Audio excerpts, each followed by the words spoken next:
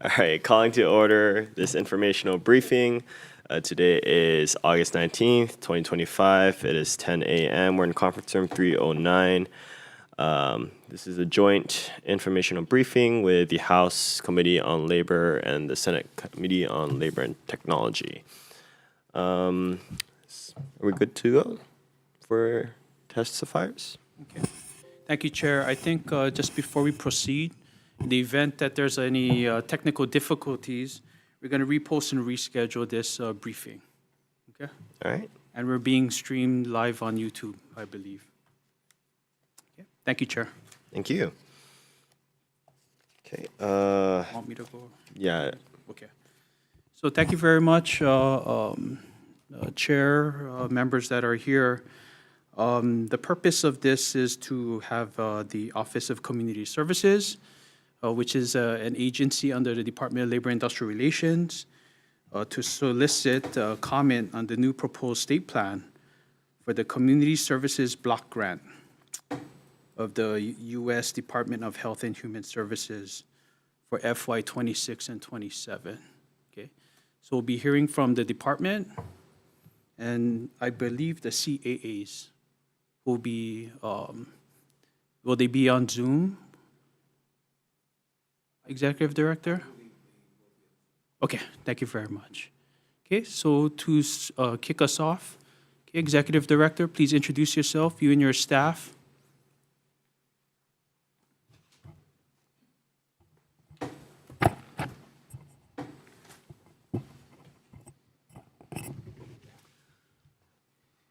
Aloha, Chair Aquino and Chair Sayama and members of the House Committee on Labor, excuse me. I'm Ray Domingo of the Office of Community Services. Before I get started with my brief remarks, I want to recognize Courtney Ho, who was not able to be here, but I mentioned Courtney because she manages our Community Services Block Grant, or CSBG program, the subject of our informational briefing this morning. I also want to introduce Alan Burdick, who is next to me, who also manages some of our federal grant programs and is very familiar with CSBG.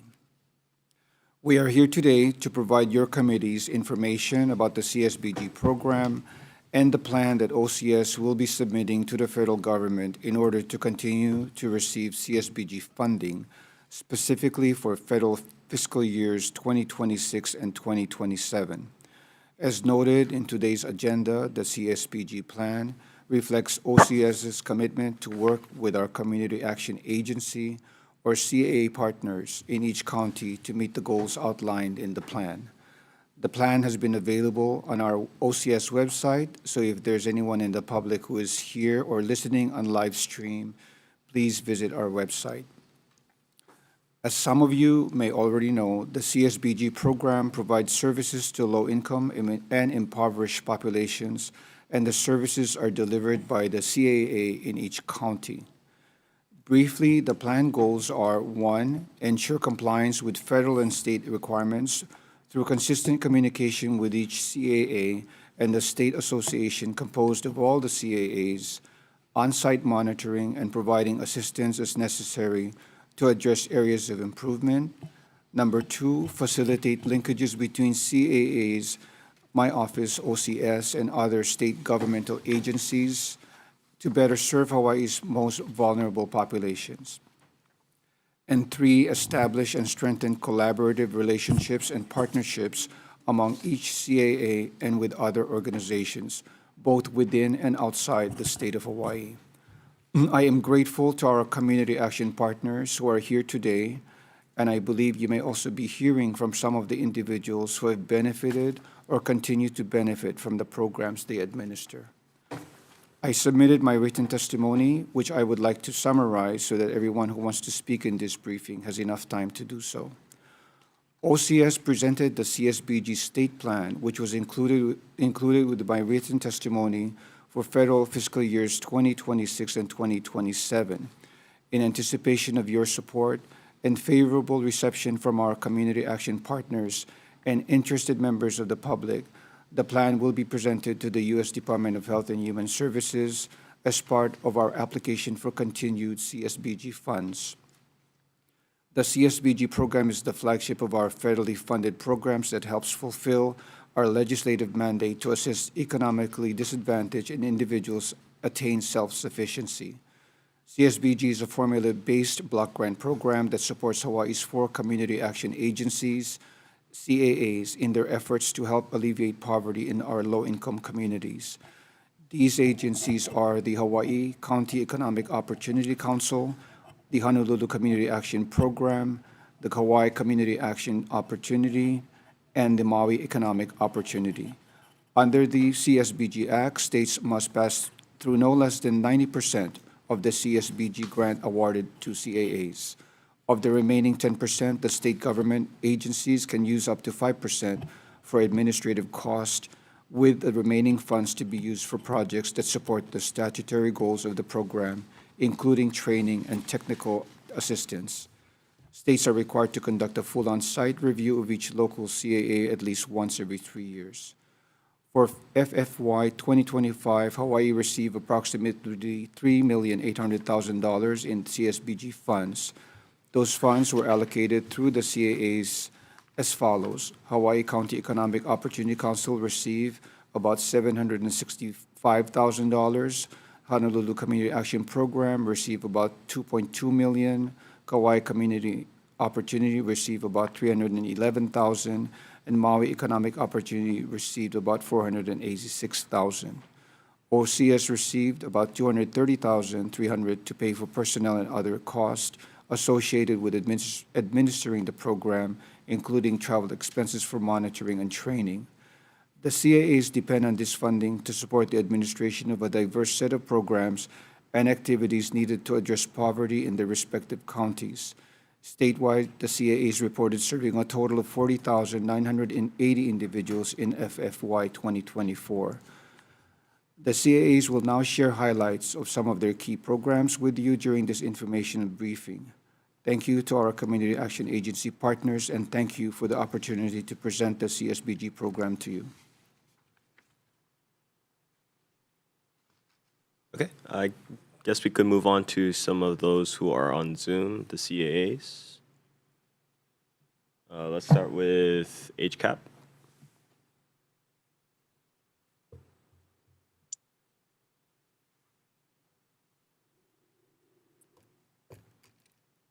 Anyone there from HCAP?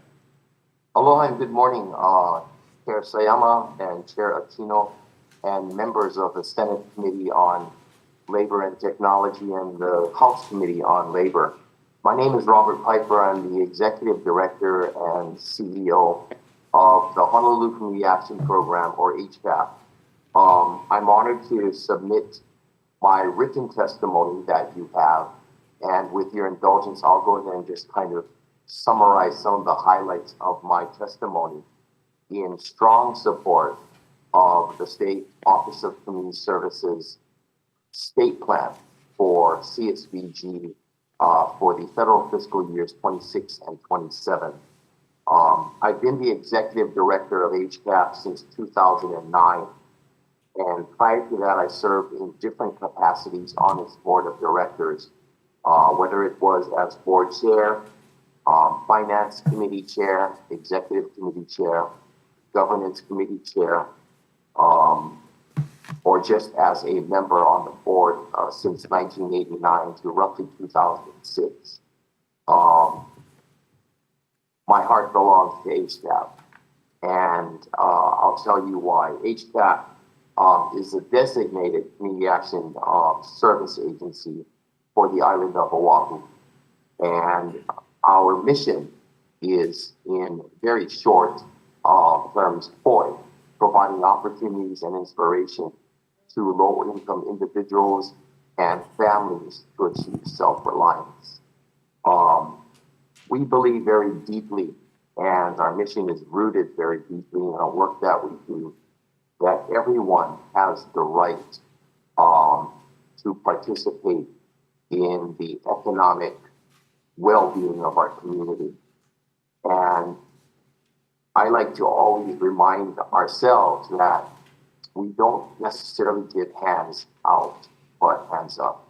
I have yet to come across anyone that would serve in all my years, in all the different capacities, who said that I don't want to work.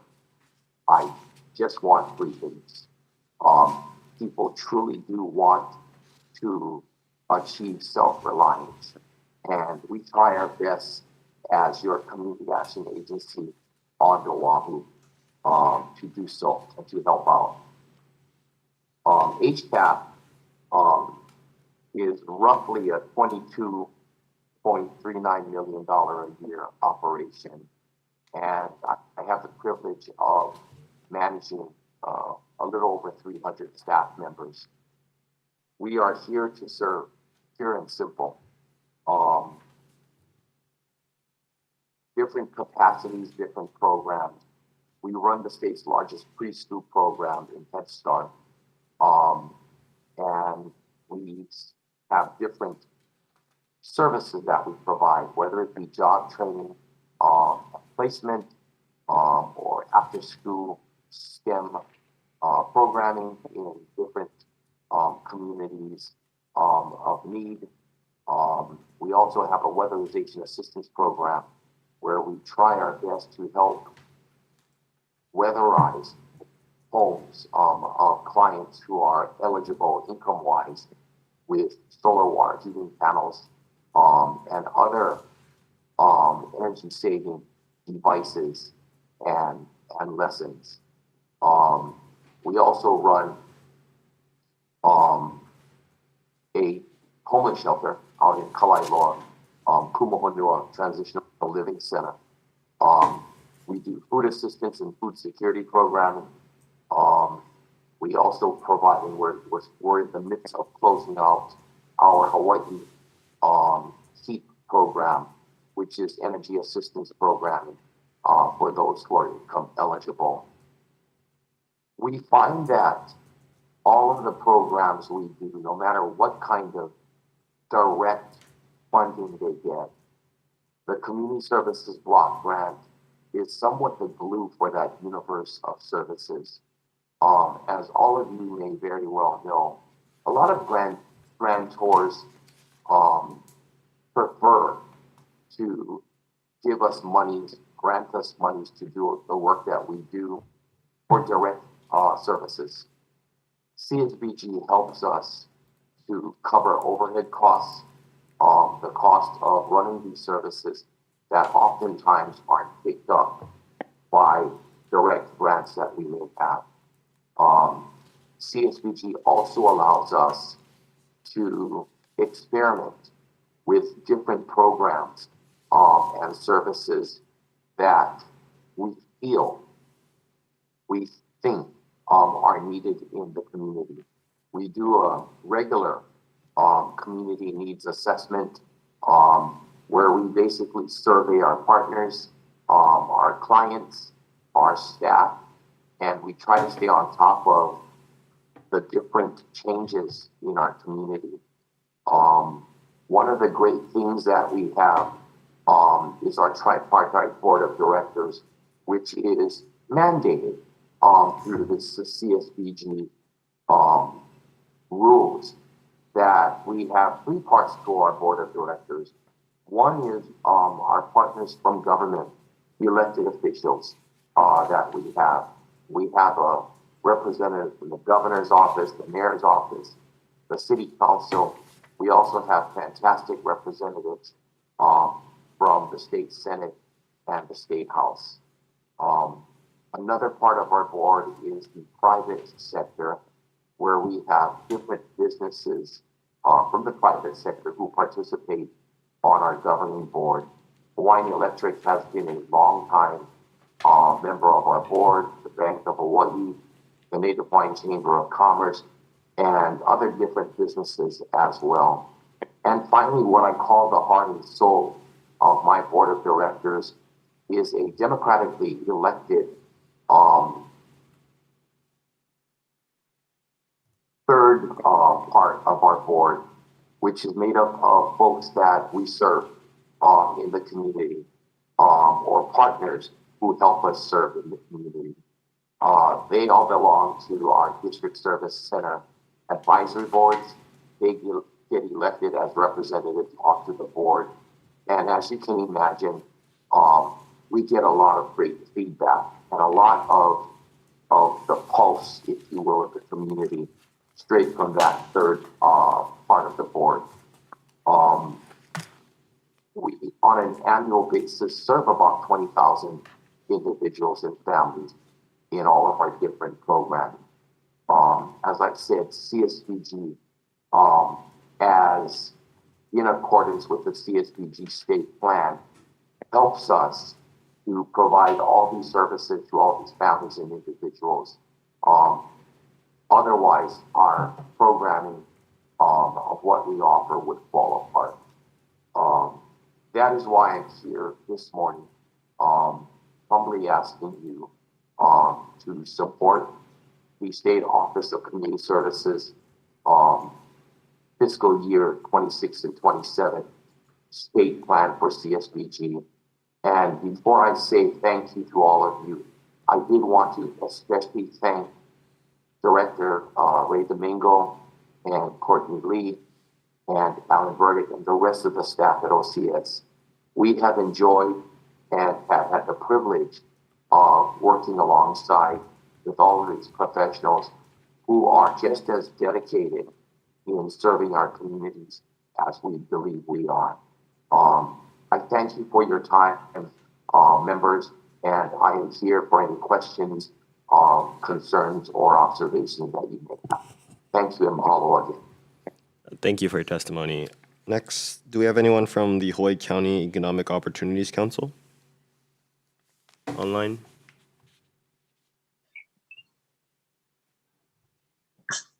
Aloha. Yes, Chad Hasegawa, Executive Director for HCEOC. Please go ahead. I'd like to thank everyone for this time and this opportunity to testify in favor of the state plan for CSBG fiscal year 26 and 27.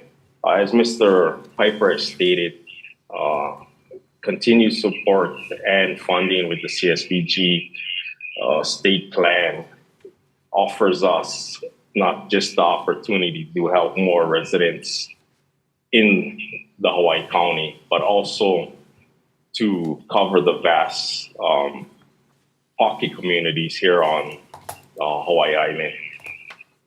We feel that with CSBG, like Mr. Piper stated, that we can cover costs that does not provide us through some funding and program support yet.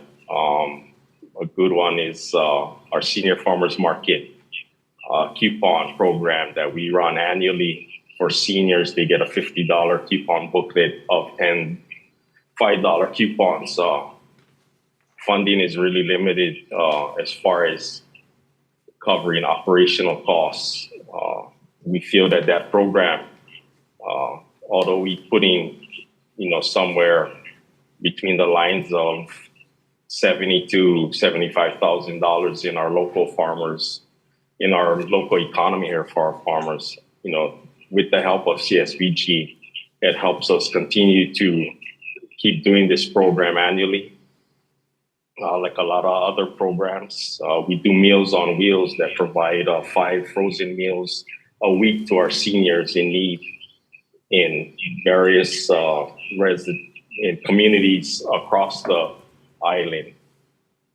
Our transportation program, with the County of Hawaii having its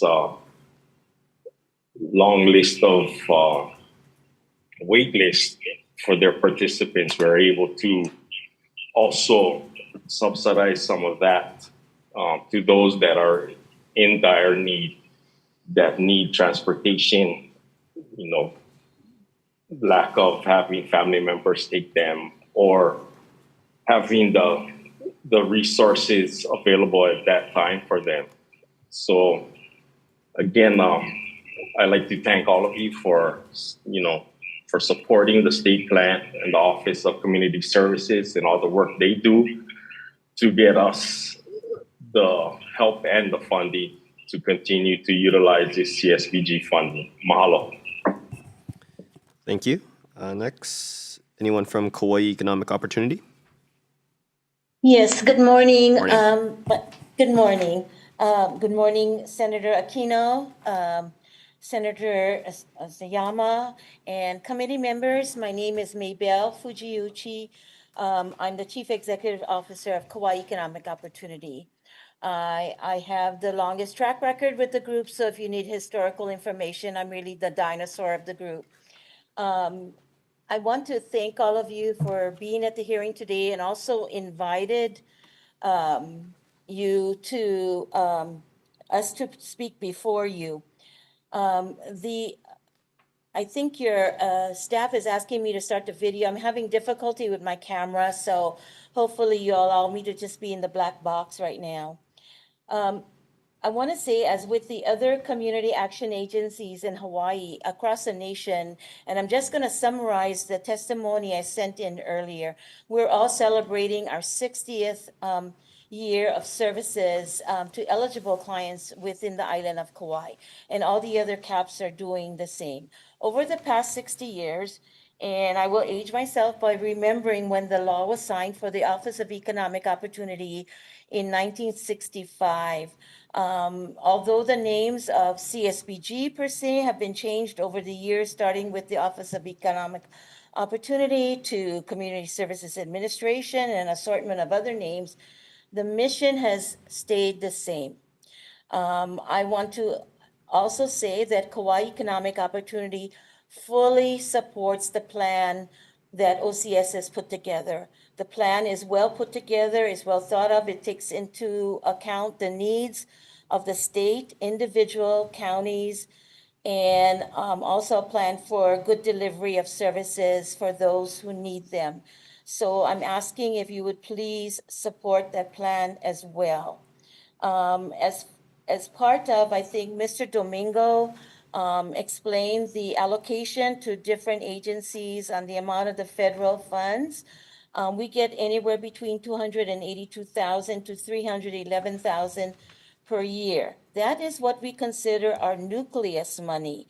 That nucleus allows us to administer Kauai Economic Opportunity as an agency and then go out to other federal, state, county, and private sources for funding based on the needs of the community.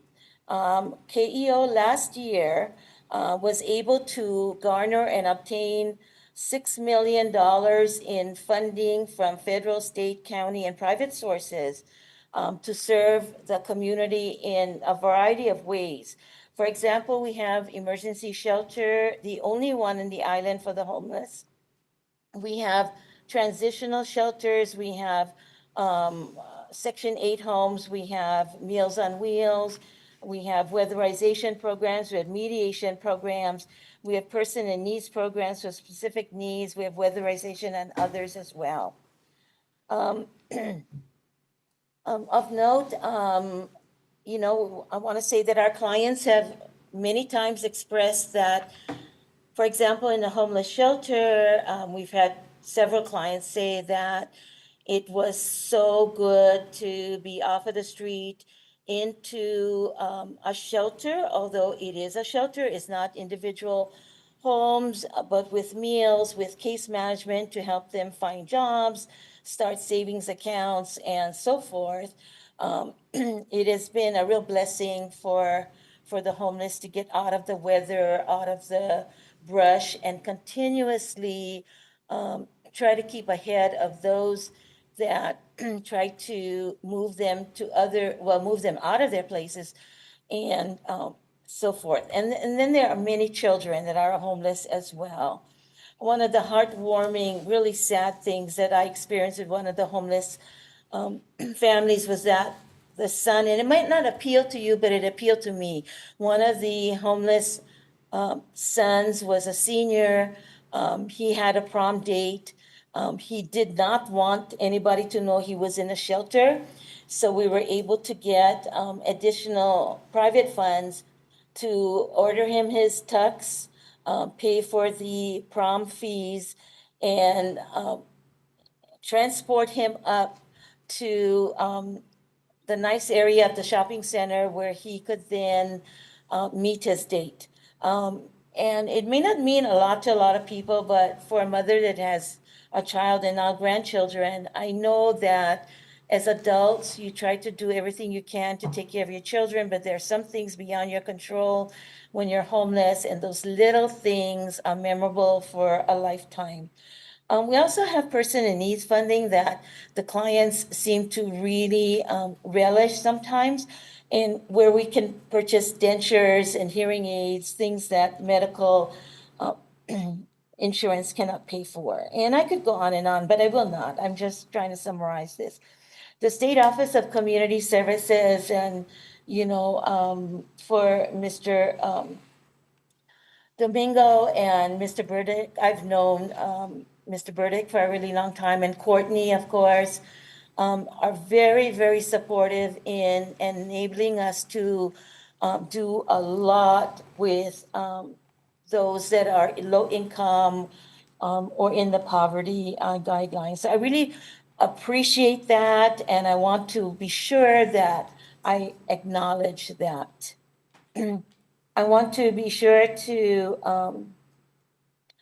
also, on behalf of KEO, I want to be sure to state that I ask you to support the state CSBG plan for the state of Hawaii as presented by the State of Hawaii Office of Community Services. The plan is vital. It is, especially now with the with the culture, so to speak, of the federal programs and funding, now more than ever, it is really important that we know that you will support the plan that OCS put together. We support it, we appreciate it, we recognize it. We think it's a really good plan. It'll definitely serve those that need. I really want to thank you for your consideration of my request. If you should have any questions vis-a-vis the plan or vis-a-vis KEO programs, and I'll be happy to answer them today. If I'm not able to, I will get back to you within 48 hours. Again, thank you very much. I do echo and ditto the sentiments of Mr. Piper and Mr. Hasegawa, who preceded me in the testimony, and I'm sure MEO will be in concert with all of us. I close my testimony. I have gratitude and appreciation for all of you, and thank you. Thank you, Mabel. Last but not least, we have the Maui Economic Opportunity. Anyone from MEO? Good morning. Good morning, Chair Aquino and Chair Suyama and committee members. My name is Gay Subonga, and I'm the Chief Operating Officer of Maui Economic Opportunity, or MEO. I'm testifying in support of the CSBG State Plan for fiscal year 26 and 27. MEO has been helping people and changing lives in Maui County for more than 60 years. Chartered on March 22, 1965 as Maui County's Community Action Agency, MEO was established as part of President Lyndon Johnson's Great Society initiative to reduce poverty in America. The Community Service Block Grant provides the foundation. Seed funding designed to attract additional resources, build partnerships, and fill critical gaps in program funding. In fiscal year 2024, MEO CSBG allocation contributed to the total agency revenue of more than $55.5 million from federal, state, county, and private sources. With these resources, MEO assisted more than 30,500 individuals and families, touching more than 55,000 lives across Maui County. The 2023-2024 year was unlike any other, as the Maui wildfires of August 2023 brought unprecedented challenges. In the immediate aftermath, MEO staff helped transition residents from mass temporary shelters into vacation rentals. We joined caravans to safely transport residents and visitors out of Lahaina. We coordinated with Mexican and other consulates to help assist with ID restoration and essential documents. In the months that followed, MEO continued to provide critical support, including housing, utility, vehicle, appliance, clothing supplies, and employment assistance. So small businesses suffering losses received bridge grants to help keep their doors open. Key impacts include over 6,400 individuals were supported by the Maui Relief TANF program, receiving more than $15 million in non-recurring short-term assistance. 973 individuals received disaster-related rental assistance funded by CSBG disaster funds and private donors. Over 700 small businesses were awarded over $3 million in recovery grants. 1,400 youth participated in prevention programs avoiding risk-taking behaviors. 378 individuals obtained employment through employment and training program. At MEO, we believe success comes through consistent efforts, resilience in the face of setbacks, and refusal to give up, showing the true power of tenacity. Through it all, one constant we can always rely on is the State Office of Community Service and the Community Services Block Grant. These resources ensure that we can respond not only to everyday needs, but also to extraordinary crises. We respectfully ask that you support the CSBG plan for fiscal year 26 and 27 for the state of Hawaii. Thank you for your time and attendance. All right, thank you. You want to start with any questions, Chair? Thank you very much, everyone, for presenting. I do believe we have a number of individuals that may have provided some testimony under HCAP. So do we have a number of individuals? We have Joshua Tom that provided written testimony. Is he on? Not present? Okay. With your indulgence, Mr. Chair, I can elaborate. We were instructed to have them submit their written testimony ahead of time, and that they would not be presenting here in this forum. Okay. So you do have those 5 individuals' testimonies.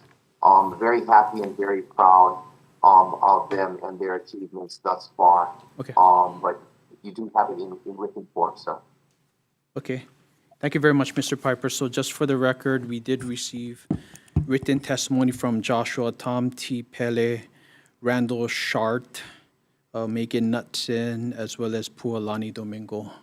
Okay, so let the record reflect that, okay? All right, thank you very much. I'll defer back to Chair for questions. Okay, sure. Actually, I will let my committee members, if you guys have any questions. No, okay. I will have a question for the director. The earliest or the previous state plan I could find was from FY 16-17. Then the state, I believe, received 3.2 million in federal monies for this particular grant. Has it been relatively consistent since FY 17 to now FY 26? I believe so, yes. Okay. About almost 4 million, around there. Okay. I'm curious, given the changes in the federal government, are we expecting any changes in this particular federal funding? So right now, the information we have has been mixed. Okay. There's uncertainty in the very near future. Originally, as I understand, around June, it was not in the president's budget. I don't know what transpired after that. Staff that we are in contact with in the federal government have also not been able to provide us concrete information about this particular program and other federal programs. So, we're trying to get as much information as we can, and so it's difficult to do so because we have, they don't even know themselves. Mm-hmm. Okay, thank you. We are just being hopeful. Okay. No, I think we all are. Yeah. For the federal side, right, with HHS, you guys have to essentially go testify or submit your plan. I believe it's September. Yes. Okay. Yes. How I also noticed on HHS's website that they have different state assessments for each state that receives these grants. Hawaii's last assessment, most recent assessment that's been posted was from 2014. I'm curious from the federal side, how frequently do they make these kind of assessments, or is this just a website, maybe out of date?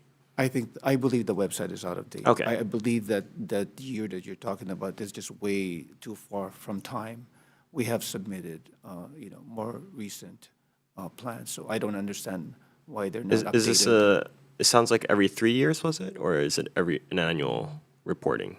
It's every 2 years. Every 2 years. Yeah, every 2 years. Okay, thank you. And one final thing, I'm sure I'll have more later on.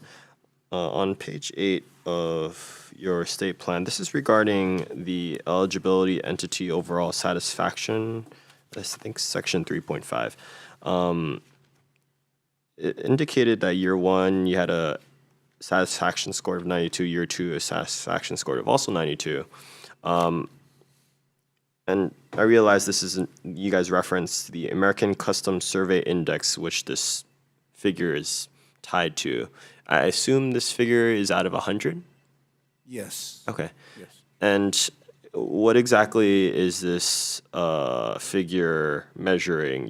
Who is it asking? Is it asking the recipients of the programs that the CAAs are servicing, or is it, I guess, surveying the CAAs themselves in terms of satisfaction? If you could just clarify what this figure indicates a little bit more. I don't have the specifics for that, but Alan, do you know? Or we can get back to you. They should be the actual participants responding to the surveys, but I'm not sure. Okay. No, I'm just curious. We can get back to you if you'd like. Thank you. Because 92 sounds like a great number. Exactly. But just want to make sure that we're measuring the right thing. Okay, perfect. No further questions for me at the moment, Chair. So Director, how often do you communicate with your federal partners? Federal? Yes, Any- your- the federal grantors. That I don't know. Because, you had mentioned that you guys are getting mixed signals about future funding from your federal partners. How often do you communicate with them? The last time was back in June, so that's the latest. And then, other information is maybe through emails that we belong to as a group. And I belong to a group of my federal counterparts from other states. And also it has individuals from the federal side who sometimes gives information, but it's not very concrete information. So, that's another source of our information is through these group messages. Okay. So both from your federal partners as well as your colleagues from other states? Yes, yes. The sentiment from all the other states, by the way, is just everyone is very uneasy about the immediate future of these federal fundings sources. Okay. In terms of eligible entities, under Section 5, how are the CAAs determined? How are they what? How are they determined? Do they go through a certain process and that's how they're chosen? It's by way of maybe how large their organization is, whether they can, upfront the money, because we understand that the grant is reimbursable, correct? So I just wanted to know, how are these eligible entities determined? They were established way back in the 1960s. Okay. It's a situation where, under the Great Society programs of the Lyndon Johnson administration, a statute was enacted that opened it up for community action agencies to be created. Okay. They were then, people then stepped up, and it was, I'm not sure of the details, but basically it was determined that At least in Hawaii, it would be one community action agency per county. Once they were established, they basically have been locked in to the entire system over the course of literally 60 years at this point.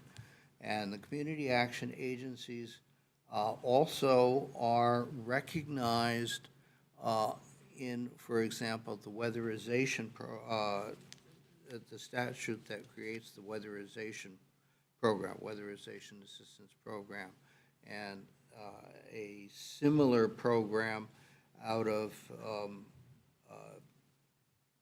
federal DHS. The weatherization program is a Department of Energy program. There's a very similar program called LIHEAP, Low Income,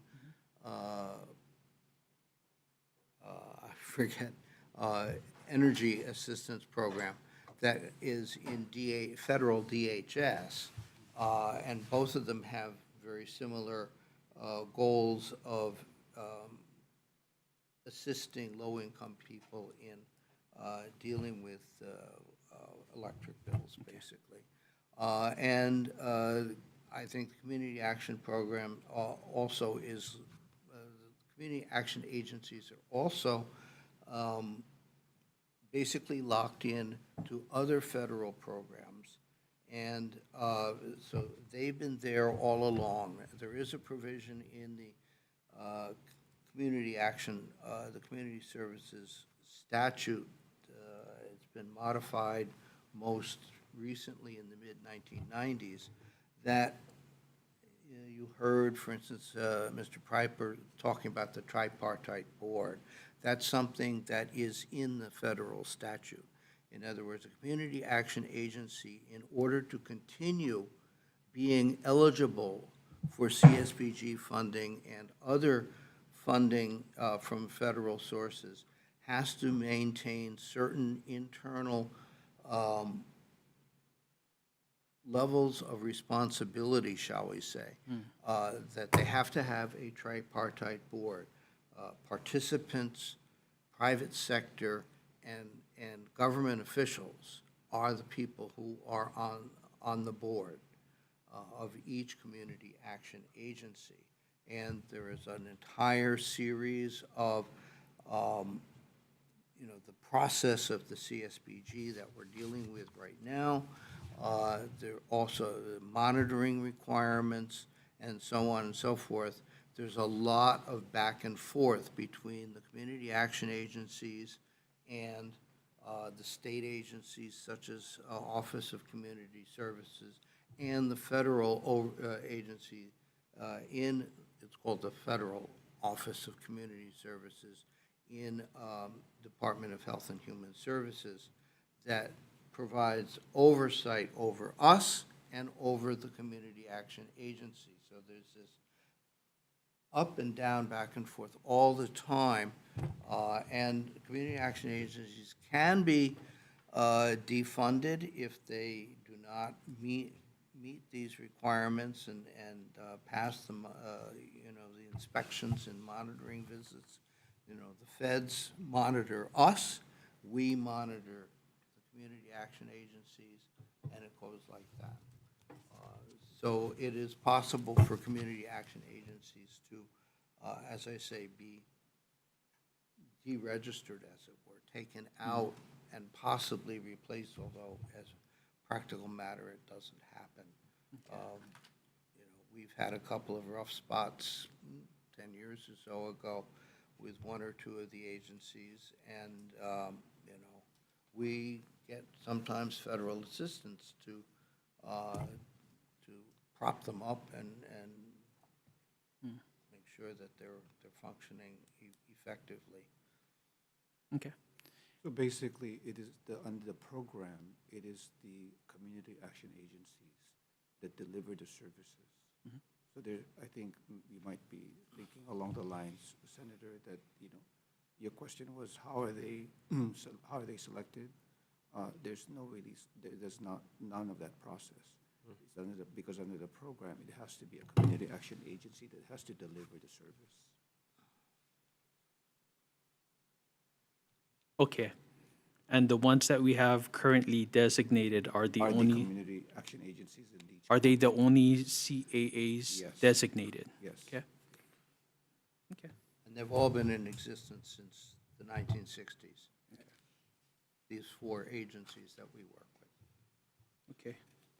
Thank you. Chair, if I could follow up on something there. So you mentioned, or I guess the plan also mentions like monitoring, corrective action, and fiscal controls. When there are incidents that require, or I guess I should start with, have there been any incidents that have required corrective action in the past fiscal year? I would say 8 or 10 years ago, there was some corrective action Okay, that had to be undertaken with one of the agencies, yeah. okay, but none recently. No. Okay. During my time, no. Okay. And following back up on the selection process, right?